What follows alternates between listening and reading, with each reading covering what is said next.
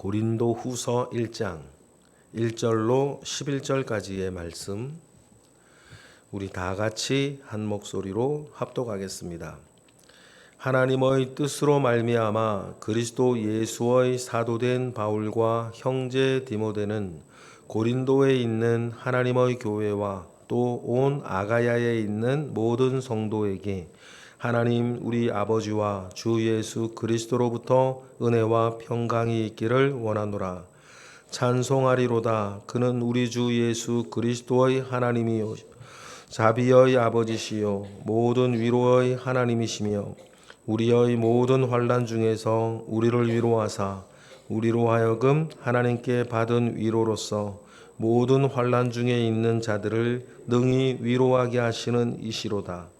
그리스도의 고난이 우리에게 넘친 것 같이 우리가 받는 위로도 그리스도로 말미암아 넘치는도다. 우리가 환난 당하는 것도 너희가 위로와 구원을 받게 하려는 것이요 우리가 위로를 받는 것도 너희가 위로를 받게 하려는 것이니 이 위로가 너희 속에 역사하여 우리가 받는 것 같은 고난을 너희도 견디게 하느니라. 너희를 위한 우리의 소망이 견고함은 너희가 고난에 참여하는 자가 된 것 같이 위로에도 그러할 줄 알미라. 형제들아, 우리가 아시아에서 당한 환난을 너희가 모르기를 원하지 아니하노니 힘에 겹도록 심한 고난을 당하여 살 소망까지 끊어지고 우리는 우리 자신이 사형 선고를 받은 줄 알았으니 이는 우리로 자기를 의지하지 말고 오직 죽은 자를 다시 살리시는 하나님만 의지하려 하심이라. 그가 이같이 큰 사망에서 우리를 건지셨고 또 건지실 것이며 이후에도 건지시기를 그에게 바라노라. 너희도 우리를 위하여 간구함으로 도우라. 이는 우리가 많은 사람의 기도로 얻은 은사로 말미암아 많은 사람이 우리를 위하여 감사하게 하려 함이라. 아멘.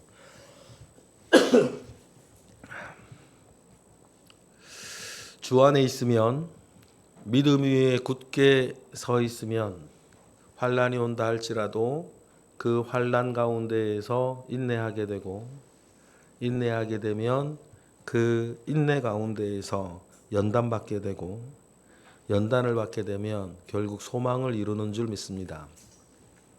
고린도전서에서 사도 바울이 고린도 교회에 마지막으로 했던 당부와 같이 깨어있는 것, 그리고 믿음 위에 굳게 서 있는 것, 그래서 남자답게 강건한 것, 그리하여 모든 일에 사랑으로 행하는 것, 여러분, 이것이 우리가 일상을 살아갈 때에 우리에게 가장 중요한 것입니다.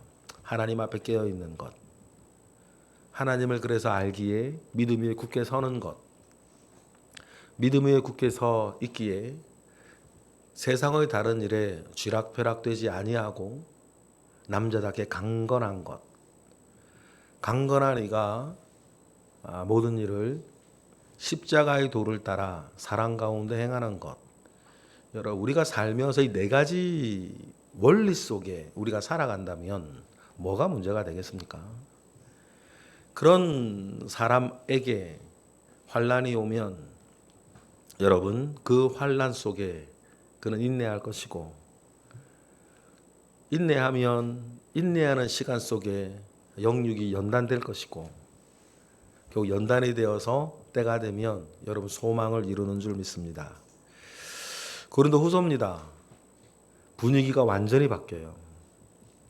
고린도 전서에는 사도 바울이 정말 조심스럽게 고린도 교회 사람들이 튕겨나가지 않고 가르침 안에서 그들이 변화되기를 조심스럽게 이야기하고 때로는 따끔하게 이야기하고 그들을 돌이키고 회복하기 위해서 힘쓰고 애쓰는 그 시간들이었겠지만, 이제 고린도 후서는 사도 바울이 마게도냐, 아마 빌립보로 예상이 되는데 빌립보에 있을 때 비로소 고린도의 문제들이 완전히 해결되었고 그들이 회개하여서 돌아왔다라고 하는 기쁜 소식을 듣고 사도 바울이 너무 좋고 너무 감사해서 쓴 편지가 이 고린도 후서겠습니다. 고린도 전서와 고린도 후서 사이에 시간으로는 6개월, 길면 1년까지의 간격이 있습니다. 그 시간 안에 사도 바울이 정말 황급히 고린도를 한번 방문하기도 했었고, 그래도 말을 듣지 않는 그 고린도 사람들에게 추측컨대 내가 너희들을 교회에서 파문하고 출교하겠다라고 하는 내용일 것으로 보이는 고린도 전서와 후서 사이에 편지도 마지막 한번 보내고, 그 모든 일들이 어우러져서 고린도 교회가 주님의 은혜 가운데에 돌아온 것입니다. 그러니 아가야에 있는 모든 성도들에게 은혜와 평강이 있기를 사도 바울이 전하며 인사를 합니다. 그리고 3절을 보면 분위기가 완전히 바뀌었다는 걸 알게 됩니다. 하나님을 찬송하는 거죠. 고린도 전서에는 나오지 않았던 표현들입니다. 우리 3절 다 같이 읽어보겠습니다. 시작. 찬송하리로다. 그는 우리 주 예수 그리스도의 하나님이시요 자비의 아버지시요 모든 위로의 하나님이시며. 그러니 사도 바울이 지금 안팎의 여러 일들 가운데에 자비의 아버지요, 특별히 위로라는 단어가 많이 나오는데 그 위로받는다. 이 위로라는 단어가 성령이라는 단어와 비슷한 단어예요. 똑같은 단어예요. 위로의 하나님을 만나는 거죠. 여러분, 선한 일을 앞에 두고 애통해하는 자는 위로받을 줄 믿습니다. 주님의 팔복 가운데 있지 않습니까? 애통하는 자는 복이 있나니 그는 위로를 받을 것이며. 정말 애통해했습니다. 고린도 교회의 모습을 보면서 애통해하고 있었어요. 그리고 최선을 다합니다. 본인이 가기도 하고 편지를 써보내기도 하고 달래기도 하고 꾸짖기도 하고 애통해하는 마음 가운데에 여러분 최선을 다했는데 결국 하나님께서 위로하시는 겁니다. 4절도 계속 반복되죠. 읽어보겠습니다. 시작. 우리의 모든 환난 중에서 우리를 위로하사 우리로 하여금 하나님께 받는 위로로서 모든 환난 중에 있는 자들을 능히 위로하게 하시는 이시로다. 환난은 바울에게도 있었고 환난은 고린도 교회에도 있었어요. 그런데 하나님께서 환난 중에 있는 이들을 위로하는데 우리 모두의 위로였다. 여러분 그렇습니다. 환난 가운데 있을 때 하나님으로부터의 위로, 극심한 환난 가운데 있을 때 하나님께 붙들려 있는 누군가로부터 위로가 있으면 위로 자체가 문제를 직접적으로 해결하지는 않는다 하더라도 그 위로 가운데에서 우리가 견뎌요. 그러면 여러분 모두에 말씀드렸던 것처럼 견뎌내면 결국 이기는 겁니다. 견뎌내면 이겨요. 그런데 우리가 때때로 못 견디고 꺾일 때가 있단 말이에요. 어떤 환난과 어떤 어려움 가운데 있다 하더라도 여러분 하나님께서 주시는 위로 속에 견디시기를 바랍니다. 견뎌내면 결국엔 이기게 돼 있습니다. 이 땅에 영원히 가는 건 없단 말이에요. 좋은 거나 힘든 거나. 어차피 좋은 거나 힘든 거나 영원히 가는 건 없는데 힘든 것 속에서만 우리가 생각을 하면 어차피 이 고통도 영원히 가는 건 아닌데 영원히 안 간다면 우리가 뭐 하면 결국 이기는 거예요? 견디면 이기는 거예요. 그래서 사도 바울이 결국 그 고통 가운데 있다가 결국 견뎌서 5절처럼 말할 수 있는 거 아닙니까? 5절 읽어보겠습니다. 시작. 그리스도의 고난이 우리에게 넘친 것 같이 우리가 받는 위로도 그리스도로 말미암아 넘치는도다. 비단 고린도 교회의 상황뿐만 아니라 사도 바울이 지금 고린도 후서를 쓰고 있을 때 역시 안팎으로 어려움이 많았어요. 어려움이 많았죠. 그러나 그 모든 어려움으로 인해서 서로가 서로에게 위로를 건네주어서 고난을 뭐하게 한다? 결국엔 견디게 한다는 거예요. 6절 읽어볼까요? 다 같이 시작. 우리가 환난 당하는 것도 너희가 위로와 구원을 받게 하라는 것이요 우리가 위로를 받는 것도 너희가 위로를 받게 하라는 것이니 이 위로가 너희 속에 역사하여 우리가 받는 것 같은 고난을 너희도 견디게 하는 것입니다. 여러분 꼭 명심하세요. 견디면 이깁니다. 견디면 이겨요. 그래 세상에서는 이렇게 말하죠. 강한 자가 살아남는 게 아니고 살아남는 자가 강한 거고 이긴 자가 남는 게 아니고 남아있는 자가 이기는 거다. 그런 말을 그래서 하는지도 모르겠습니다. 우리가 그렇게 견디려면 무언가 하나님께서 이를 이루어 내실 것이라고 하는 믿음이 우리 가운데 굳건히 있어야 되죠. 그 소망이 견고해야 견뎌야 역으로 견디고 있어야 위로도 오는 거예요. 그죠? 우리 7절 읽어보겠습니다. 시작. 너희를 위한 우리의 소망이 견고함은 너희가 고난에 참여하는 자가 된 것 같이 위로에도 그러할 줄을 압니다. 바울에게 지금 고린도 지역에 있는 일들만 문제가 되는 건 아니에요. 지금 바울이 에베소에 있다가 왜 갑자기 빌립보로 갔겠습니까? 마게도냐 지역으로 왜 갔겠어요? 우리가 알고 있는 사도행전에 큰 일이 생기고 오순절까지는 에베소에서 머무르고 있고 싶었는데 에베소에서 일어났던 폭동으로 인해서 그렇게 하지 못하고 황급히 갔었던 것을 우리는 압니다.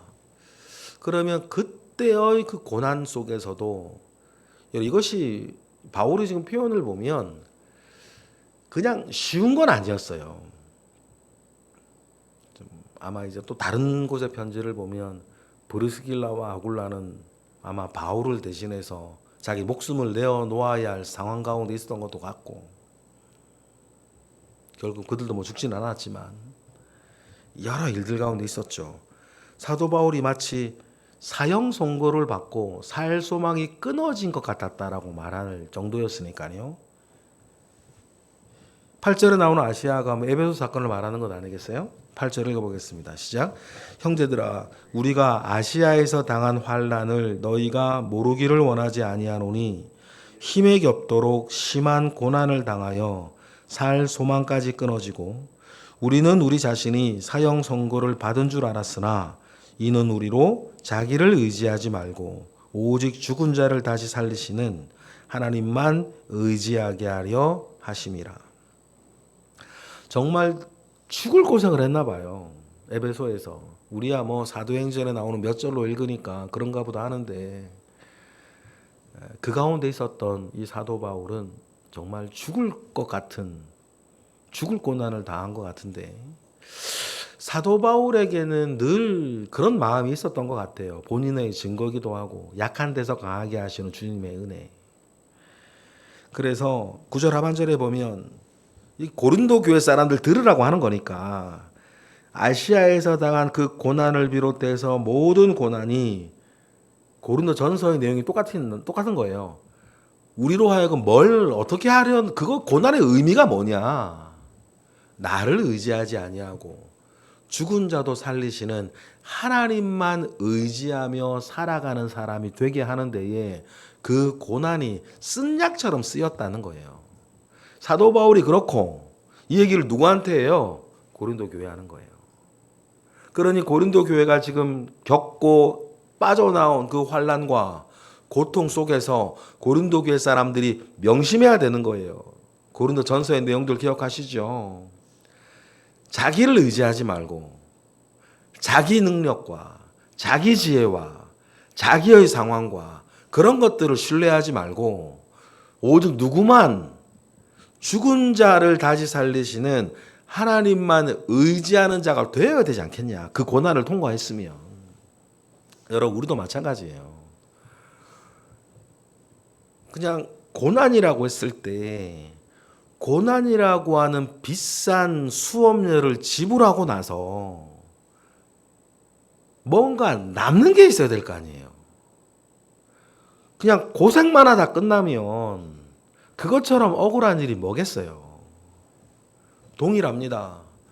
고난 속에서 우리가 그 값비싼 수업료를 내고 우리가 꼭 가지고 가야 되는 건 우리 주 예수 그리스도, 죽은 자도 살리시는 하나님만 의지하는 사람이 되어지는 것. 한 발 한 발 그렇게 되어져 가는 것이 남겨져야 고난이 우리에게 왔다 간 것에 대한 의미를 우리가 가지는 것 아니겠습니까? 그러한 은혜가 저와 여러분에게 있기를 원해요.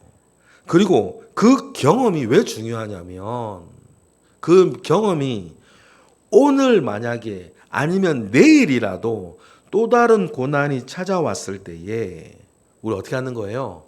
나를 건지실 하나님을 또 바라보는 거예요. 과거의 경험은 오늘과 내일의 믿음의 근거가 되기 때문이에요. 그래서 10절처럼 얘기하죠. 10절 읽어보겠습니다. 시작. 그가 이같이 큰 사망에서 우리를 건지셨고 또 건지실 것이며 이후에도 건지시기를 그에게 바라는 사람. 과거의 경험 건지셨고 오늘의 믿음 건지실 것이요 내일의 믿음 이후에도 건지실 것이다. 여러분 그 믿음 가운데 서 있는 거거든요. 믿음 위에 굳게 섰다라고 한 말이 그 말을 하는 것입니다.